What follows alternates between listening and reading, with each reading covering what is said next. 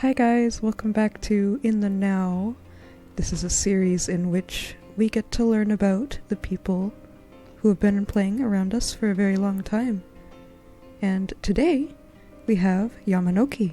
Hi, I'm Yamanoki. I like cats. Me too. I'm more of a dog person, but yeah, cats are great. Okay, interview over! No, just kidding. So, you guys might notice in this interview, it's a little bit different in the way that I am actually being pretty quiet. The schedules between us weren't working out very well to do an interview, so we decided we were just going to do it later on in the night, which I don't usually do because people are asleep, so that is why I'm being quiet compared to my other videos. Just as a heads up. Not quite ASMR though, so if you don't like ASMR, then I guess good. If you want an ASMR interview, make sure to leave a like and comment. Do it. I mean, if they want, yeah, I guess they could. You gotta plug the YouTube algorithm, you know? Yeah, I guess.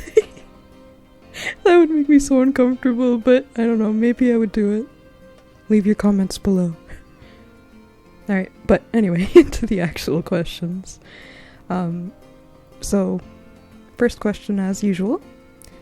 How long have you been playing? I've been playing since 2009, sometime between the G6 and the G7 update.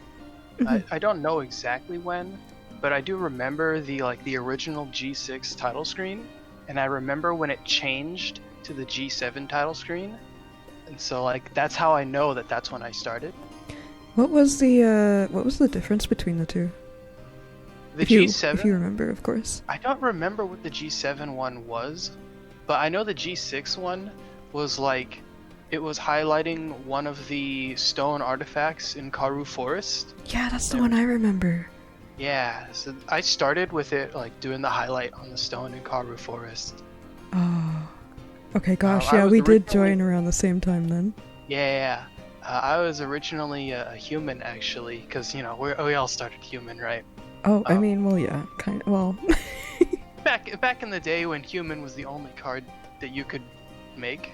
Well, yeah, it was the only one that you could make where you could also then get a free giant and a free elf card. Yeah, I started as a human and I didn't know about the free giant and elf card, and I think a week or two in, I made my first friends finally, and they were like, "Oh, you don't have the free elf or giant card? Let's go to Iria." And they kept I kept trying to explore and talk to the NPCs and do side quests, and the one person who was with me already was just there to drag me along on their horse. But the other two in our party kept messaging us "Hurry up! The mana tunnels are closing. You gotta hurry up and get to Philia before the mana tunnels close."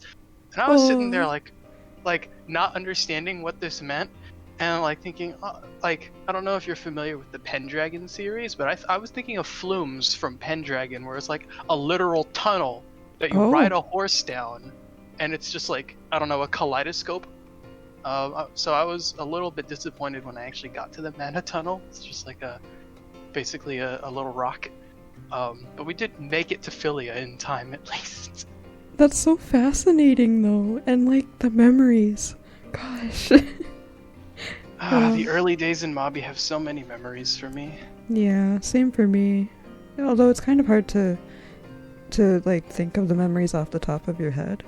I used to ask people on these interviews about memories, but usually they had a hard time thinking of some, so I kind of stopped. But anyway, let's go on to another thing, actually.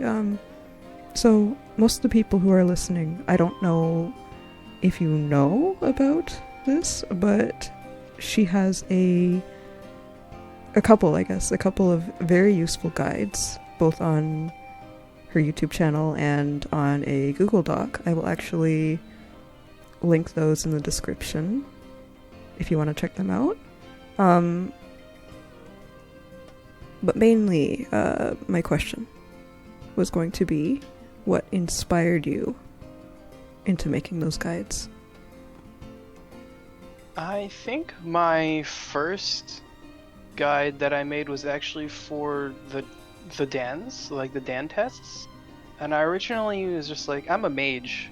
And so when the Dan update came out, I wanted to make... I was just sort of in that sort of time in my life where I was recording everything. And I figured if I'm going to record myself doing the mage Dan tests, I may as well put it up on my YouTube channel. And if I'm going to put that up on my YouTube channel, I should provide like commentary and analysis over like how to optimize your strategy in the tests. And that's why the mage Dan tests were like my first Dan tests that I put into the guide. And then once I finished those, I was like, well, I guess I got to do the rest of the rest of the classes now. And then once I finished the Dan test guide, it got received pretty well. And people were asking me like, how do I, like, people have been asking me like, how do I train this skill? How do I train that skill efficiently? Yeah, for, you like, carry years? a lot of really valuable information. Yeah, and I figure like, why do I have to keep copy pasting on Discord the same like advice? Yeah. Like, I've already got these Dan guides out. Maybe I should just write a guide. And like, I've seen on things like Mabinogi and like the forums and whatnot, there's like this or that enchant training guide, or this and that blacksmithing training guide. I was like, but those are out of date. They're always out of date. And also, like, they're all written by different people, and not every skill has a guide for it. So you wanted to be able to, like, update them. Yeah, I wanted to, like, have a guide. At first, I was considering, like, I don't, like, some of the skills are just self-explanatory to train, right? And some of them some of them really do warrant having their own guide. Like, transformation mastery. Yeah. But I figure, like, at first I was just gonna do the hard ones, and then I realized, like, the easy ones are so easy, I can just slip them in. And, before I knew it, I was, like, up at 3 in the morning in like, a fugue, just writing. and we all have those nights. I really love Mabi, and I just spur of the moment was like, now I don't have to physically like I don't have to remember anymore how to train these skills, because it used to be all that stuff was just in my head. I had to like hold it there to tell people, and now it's like, just go check my guide, whatever I put there, that's what you do. And like, just like optimizing things and like just stuff like that is just what I like to do anyway, so may as well write it down. Yeah, of course. I mean, that's, whenever you have an idea, it's not a bad thing to just go and do it, honestly. Yeah. And that's pretty much what you did. Yeah. It's just and, I mean, were you expecting the guides to become so, like, popular, I guess? I wasn't expecting my Dan guides to see much popularity, but they ended up doing well. And so after that, once I started doing the skill guide, like, I kind of knew ahead of time that, like, if I did the skill guide justice, it would see a lot of work, because people do ask me in Discord and whatnot all the time, like, hey, where do I go for this book, or like, what's the best way to train this skill? So I knew that there was a demand for it, and I knew that demand wasn't being met, so yeah, so you pretty much fixed that. Yeah. In the best way that you could, anyway. Yeah. Very, very helpful way. I actually have the Google Doc I have bookmarked, so very, very helpful. Oh, words. I'm glad that people find it helpful, because like, I don't purport to be an expert, because like some of the sections in the guide are like, probably you could find a better way to do it, maybe a formatting change. I know a lot of people have messaged me saying they'd really like a per rank material cost breakdown for the life skills, like not just what I recommend to craft, but like how many at which numbers of multiplier of which material should I prep in advance to get through this. And I'm like, there's a lot of variables that go into that. I'd probably need to change the guide into an Excel spreadsheet to do that. And like, Yikes. there's so like at that point when you're prepping in advance, like you should, like, it's up to you to figure out like what's your EXP like multiplier budget. How much do you have going in? How much time are you gonna spend beforehand gathering materials? And like after that, it's just math. I could never put so much information out there for Mabinogi. I just don't have it, but apparently you do, and it's great. I mean, some of it is like just because, but when I was writing the skill guide, I had already capped every skill, so like I had to go through it myself already. I didn't have to go out and look for the info. Yeah. Like, I think for Transformation Mastery, I heavily adapted the Alga Primals guide. And the reason I knew that guide existed is because that's the guide I used when I trained Transformation Mastery. And so I was like, well, this guide's outdated now. I don't know if the Alga Primal still plays. But, hey, it's a useful starting point. And if I'm going to use it as a starting point, I should credit them. And then someone also pointed out the healing strategy. So like I had a completely different strategy in the healing section. And at some point someone pointed out the ones that's on the forum that uses the little doll bags. I didn't own a doll bag, so I never knew that was a thing. So yeah, just I have no clue about any of that, so I'm sure someone does though, but yeah. I mean, you can check out the strategies on my guide. Woo! I highly recommend. Highly. Yeah. But I guess moving on from the guide, since we've been talking about it for quite some time. Yeah. That's not the only thing about you that we like. I hope not. So what is your favorite color? Pink, for sure. Pink.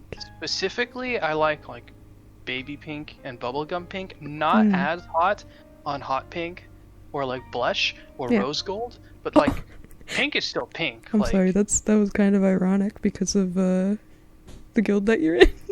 Yeah, I mean, if I could rename the guild, I'd name it just pink, just all shades of pink, Yeah.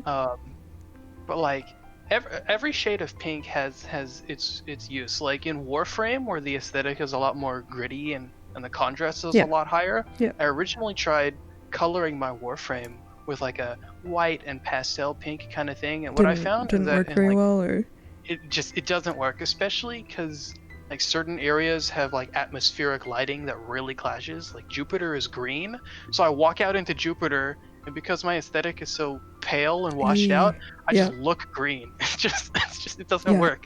I've actually never played. I've never played, but I've seen people play it, so I kind of have an idea, but not really.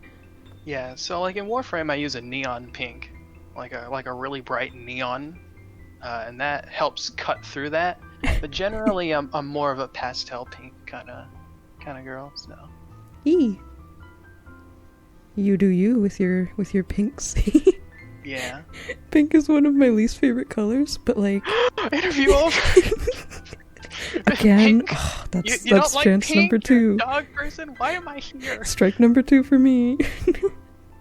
But I was gonna say, if you can do it a certain way, I actually do like it, and I do actually like the way that you've dressed your character in pink. Thanks.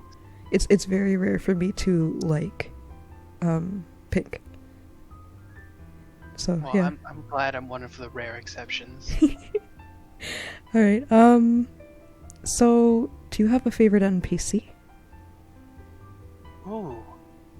I really don't think I have a favorite NPC. I do have a least favorite NPC. Oh, okay. Yeah, you can. I really dislike Rue. Rue? Because Rue, the person Ben Rue is named after. Oh, I have no. Is it one of the one of the later generation? No, the redheaded hostess. Oh wait, in Rua? Evan Maha. Yeah, Rue. Oh, you're gonna be mad at me. No, it's okay. Look, nobody knows how to pronounce the No, name. no. Strike 3 for me. That's my favorite. Oh, what the? So, have you done Rue's side quest? Actually, when I was still a newbie in the game, I did start the side quest, but I never finished it. And I honestly should. The side quest is why I hate Rue. Oh. Like, I was indifferent to her until I finished the side quest. Like, my now, when I get revived, if I ever die, she wears Rue's dress, and I really dislike Rue. Like, her whole shtick is that she takes off from work to take care of her sick brother, and like, that's admirable. I like that. But she during the course of the side quest, she's so mean to you, and she's so like emotionally, like, she openly admits to being emotionally manipulative. Like, she actively swindles other people for free stuff, and like, she does it so that she can give it to her brother, right? Yeah. But like, from my perspective, I'm sitting here thinking, like, you have a sick brother and you're hot. You don't have to be so mean. You don't have to be rude to people. Yeah, that's true. Like, you can still help your brother and be a nice person. Yeah, like, she mocks you all the time when you come talk to her. Like, one of the first things she says when you're not even on the side quest, you talk to her, and she like addresses you by your name, and your response is like, "Oh wow, how do you know my name?" And she goes on this long spiel about how she knows everyone, or she knows you specifically because like you're so famous and you're so well known that of course she would know your name, and it like flatters you. And then like once you're like, "Oh, that's sweet," she just like bursts out laughing. She's like, "Your name's above your head, you dummy." Oh. I'm like, wow, why do you gotta be that way, real? Like, just don't. If you guys hear scratching in the background, by the way, my ferrets are awake and they are scratching at the door. They want in. Oh, that's cute. And also, like, I don't know if we ever actually see Rue's brother, because like once you finish the side quest and you go into her house, like, I've been in her house, I don't remember physically. I think he was on seeing the her bed, brother. right? Or maybe I'm wrong. I have to go check after this interview. But like, I like empathize with In Flames, because like you can actually go visit In Flames, you know, in Telton. I don't know. I've never spoken to Rue's brother, and they're like, I guess, in very similar circumstances, because In Flames is, you know, comatose basically. So I don't know. I have actually crafted 1,000 cranes and gifted them to In Flames. Oh, I think I've actually crafted 1,000 paper cranes too. I think that is one thing that I have done. So I feel like this whole interview I've been telling you I haven't done this and I haven't done that. But like, you've done everything. I mean, I've been skill capped for so long that like I have to find things to do. That's you know? true. That's true. I think I have yet to find someone with more journal points than me. Even though it's like really easy to get more journal points than me. Well, how many journal points do you have? You can actually, I think my journal's yeah, viewable. You can right click me. Oh no, compare journals. I don't want to compare. I have 10,291. Oh man. Okay, guys, look at my points. They're terrible. Wait, they're not. Well, they're not that far from yours. What? Yeah, it's like the difference between like 8,000 and 10,000 seems like it's not much, but like you really gotta like go out of your way for those last several points. No, you're right, because there's like, most of them are like 30 points, 40 points. It's really the generations that give you the most, right? Yeah. And also, you're human, right? Yeah. See, that's the thing, because like, I'm an elf, so I actually can't get as many journal points as a human. Like, it's not possible for me. So that's why I say it's really easy to have more journal points than me. Because like, if you're a human, you can get all the journal points for lance combat that I don't have access to. Oh yeah, you're right. You are correct. You get an extra 100 points for being able to have both the Paladin and Dark Knight transformation achievements. I can only get Falcon. Yeah, I didn't even think about that. So just little things like that.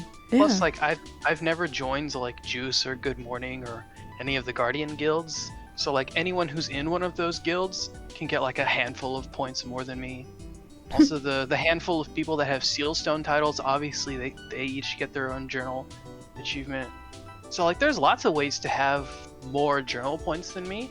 I just have yet to meet someone who's actually gone out of their way to like finish everything in the battle tab. Because there's a lot of just random dungeons that give you points. Yeah.